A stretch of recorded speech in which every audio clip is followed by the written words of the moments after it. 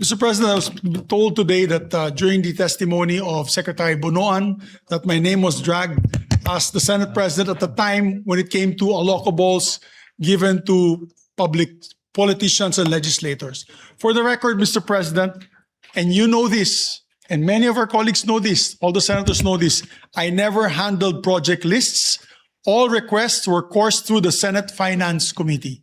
For the record, as Senate President, I never requested, held, or handled any list of project requests from senators. Because the media is asking me this, and I want to put this on record. I refuse to handle any such list. Wala po dumaan na proposed budget amendments sa ating tanggapan. Alam na mga senador yan. Because whenever the senators would approach me and say, meron kaming mga request, I always tell them, pass it to the finance chair in the finance committee. Always. Lahat ng request ay course to the Senate Committee on Finance na siyang tagapangasiwa ng budget process sa Senado. As a matter of fact, we did the same in the last budget, in this 2026 budget, Mr. President. We did it one step further. We adopted it on the floor with all the documentary requirements needed from RDC to barangay hall request, barangay submission of barangay documents and agency requests. Dito natin ginawa for full transparency. So I'm doing this for full transparency, Mr. President. With that said, I see nothing wrong with making institutional amendments to support roads, bridges, airports, seaports. Yung airport namin sa Bukidnon, 10 years in the making, I'm unapologetic. I really worked hard for institutional amendments to be able to give Central Mindanao an airport, Mr. President. Everybody who's traveled to Bukidnon always complain to me, bakit 4-5 oras yung biyahe namin papunta ng Southern Bukidnon, papunta ng North Cotabato. With an airport now in Bukidnon, the travel time will be less than 30 minutes for these areas, Mr. President. As long as these requirements are requested and approved by implementing agencies, Mr. President, properly carried out and free from any interference driven by personal interest or corruption. Napakalaga po yan, Mr. President. Almost all legislators, and I want to put this out, almost all legislators, except maybe for Senator Ping Lacson and a few, from senators to members of the House of Representatives, introduce amendments to the budget. Everyone, maybe all of us, whether it is education, whether it's military, PNP, Coast Guard, we introduce amendments, Mr. President. Or else, what are we here for? Aside from passing legislation, the budget passes us. Might as well just let the DBM just approve the budget, and then we'll just be a rubber stamp and no longer be able to help the advocacies that we are pushing for in the different agencies, whether it's culture, arts, education, PNP, public order and security, etc. So, Mr. President, even my idol, whose integrity is beyond reproach, the former Senate President Franklin Drilon, he used institutional amendments to make Iloilo the international mega city that it is today, without corruption, without any, I'd say, misappropriations. But look at Iloilo City. He's my idol on how he was able to develop his own area through institutional amendments, Mr. President, and it is our responsibility to bring much needed development to communities that we have long left behind. Every time binabanatan po tayo. As a matter of fact, before Senator Raffy Tulfo became a senator, I remember in his program, he was still isumbong mo kay Tulfo. This was in 2018. Meron siyang complaint sa Valencia City, Bukidnon. May tulay daw doon, nasira, kawayan, at maraming nalulunod. Napanood ko po yun kasi nalabas sa social media yun. I did an institutional amendment here. We built the bridge. He can confirm that. Kasi I told him, we built the bridge. We finished the bridge.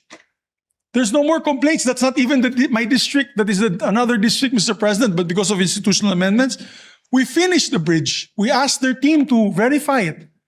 So, I mean, we get bing-bang left and right from social media when there's a road to the barangays that's like a chocolate hill, so full of muddy, and you cannot walk through it. And they say, saan yung congressman? Saan yung senador nyo dyan? Tapos pag naglagay naman po tayo ng institutional amendment, babanatan tayo ng babanatan na corruption, di dapat pwede yun. As long as it is devoid of influence, Mr. President, by the legislator on the choosing, on contractor, on the kalokohans that happened there, as long as it is no corruption, it is transparent and requested by the agency, I don't see anything wrong, Mr. President. So again, I reiterate that there is nothing wrong with institutional amendments for as long as projects are properly implemented, that they are neither ghost projects nor substandard. Yan ang importante. Hindi po siya dapat ghost projects or substandard, Mr. President. And they are devoid of any influence from the proponent legislators that could lead to corruption. That is the statement I made to the media. I also reviewed the documents. I actually showed it to Senator Tito Soto on the testimony earlier of Secretary Manny Bonoan. It was a very simple testimony. He just talked about the process. That, you know, there's a budget in the GAA, that the senators can request for amendments for their pet projects, whatever. He didn't even single me out as I'm the only one receiving the funds. It's very misleading. I think the word nowadays from our impeachment trial is the word misleading. So it is very misleading what some media outlets are doing by saying that I had control of 25 billion worth of budget. Mr. President, that is a lie. That is not true. As a matter of fact, all the members of the Congress, 19th Congress, know that whenever they approach me for projects, I say, wala akong pakialam dyan. Punta kayo sa Senate Finance and you apply there your amendments to the projects. Ever since my time in the Senate and in Congress, I've had no issues on public funds because I do not want to have anything to do with that, Mr. President, especially with the issues on corruption on public funds. I just want to put that on record very early on, Mr. President, so that at least for the benefit of the public, they know that, number one, we have nothing to do about that. I have no ghost projects. We have no substandard projects, at least in Bukidnon. And Mr. President, it is fully transparent. I am fully transparent on these projects. As a matter of fact, it's so transparent that last year, Mr. President, for the budget hearing, I brought in maybe a table full of documents and more documents in the back. Kompleto po. RDC requirement, RDC approval, municipal approval, barangay approval, agency approval with the program of works. Para sure na walang ghost, sure na walang substandard na project at sure na gagawin may accountability dun sa lugar na yan. I've been very careful of that, Mr. President. As a matter of fact, I'm one of those senators na if there's a mayor that asked me and we were able to put the institutional amendments, you can ask the mayors and I have a copy of the letter. I always put there that if there is anyone who transacts with you and asks for any SOP, please tell my office or the NBI and have him imprisoned. Nasa sulat mo namin yan sa mga LGUs who ask us for projects that we assist in institutional amendments, Mr. President. So with that said, I just want to put and allay any fears of people listening in. And my dear colleagues, what's important for me is, my dear colleagues, that wala po tayong hanky-panky na ginawa noon. I guess it's the pitfalls of leadership, Mr. President. You are now the Senate President. I'm sure many are approaching you and asking you for budget as well for next year. Not only congressmen or senators, pati mayors. Right now, we have a steady flow of mayors. I just had a steady flow of mayors in my office. They all gave me envelopes, a request for their folders, for their daycare centers, health centers, for their roads, for their classrooms. Di ba po, anong gagawin po namin? Anong gagawin po natin, Mr. President? So, we just want to put that on record. I think I spoke up with what maybe most of my colleagues have in their minds. I think ako na lang, nagsalita na lang ako for my colleagues. So, maraming salamat, Mr. President. Thank you, Majority Leader. At tuwing nagkakaroon ho tayo ng budget, pumapasok tayo sa budget season, at pinapakinggan ho natin yung budget ng iba't ibang hensya, marami ho tayong nalalaman na kailangan ho nila. At dito ho natin ginagawa yung mga amendments base po sa pangangailangan nila at base na rin po sa mga request nila. Dito rin ho natin nalalaman yung mga request ng mga LGUs. No, dahil kagaya po ni Governor Pacquiao na nanggaling lang po sa isang malubhang earthquake, no, at marami ho silang mga tulay doon na nasira, no. Binilang ko nga kanina halos 20 na bridges ang nasira. So kasama ho sa ating trabaho na tumulong at siguraduhin na yung ating mga ahensya at LGUs ay nabibigyan ng pansin yung kanilang pangangailangan. Pero ang ginawa ho natin last year sa tulong po ng ating mga kasamahan, itong mga proposals at amendments ay ginawa natin transparent. Kaya ho tumagal yung proseso natin last year dahil lahat po ng senador tumayo para po i-explain yung kanilang mga amendments at magbigay po ng mga supporting documents tulad po ng resolutions, tulad po ng program of work, tulad po ng mga requests from the agencies. In fact, hindi ko makakalimutan yung supporting documents ni Senator Erwin Tulfo na parang 10 boxes lata yun no, na tinignan ho namin yung mga program of work. At dahil ho doon ay natutulungan natin yung mga LGUs. So mga kasama, yan naman po ang isang direksyon ng ating bagong finance chair na itutuloy po yung mga naumpisahan ho nating mga transparency measures. Lahat po ng amendments in 2026 naka-upload ho yan sa website by senator, by request from agencies at pwede hong tignan ng ating mga kababayan itong mga inamend nating items sa 2026 national budget. Even yung BICAM. Kaya ho yung BICAM umabot ho ng 1 linggo. Andun ho kasama ho natin si Senator Kiko Pangilinan dahil inisa-isa ho talaga yung mga amendments at pinakita ho saan nanggagaling po yung mga amendments. Si Senator Pierre was also there, no, during the BICAM at naka-live stream in full view of our constituents. So itong mga naumpisahan ho natin ay yan po yung direksyon ng ating bagong finance chairman at tingin ko mas dadamihan pa ho niya yung mga transparency efforts para po mas lalong maging transparent at maintindihan ng ating mga kababayan. So Senator Pia, I think Senator Pia was raising her hands. We recognize the lady from Taguig and Patero, Senator Pia. Actually, Cayetano. Mr. President, you basically said what I wanted to say.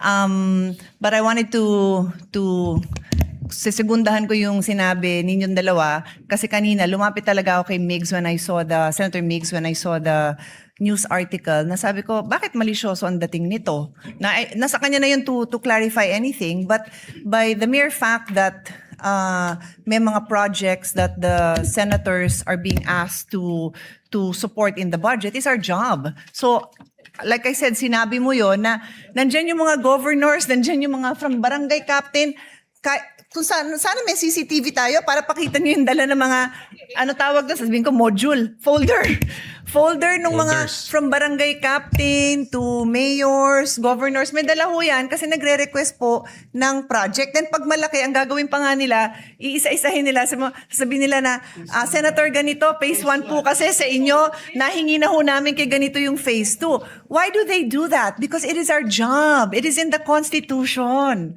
So, alam nila ngayon, none of us, I can speak, I guess I cannot speak for everyone now, but I'll speak for myself. We don't tolerate corruption here.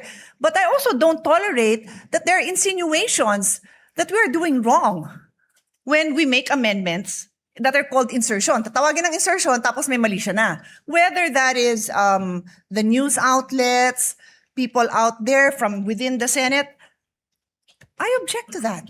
That is not fair because it is our job. Ngayon, kung meron kang ginawang malisyoso, di yun, take it up in the proper forum. Pero to just say na si Senator JV, gamitin ko Senator JV kasi okay lang sa kanya to, nag-insert ng ganito karami dun sa, sa PhilHealth. Oh, ginagawa namin yan. Because it's our job. Ilang beses ako tumayo dito na, alam niyo yun, kasi kayo po ang chairman, na nilaban ko na ibalik, i-insert. Yes, that is the word insertion. Ibalik, i-insert yung pondo ng PhilHealth na hindi binibigay. So if I call it an amendment, it's okay. But if I call it an insertion, malisyoso yon, bawal yon.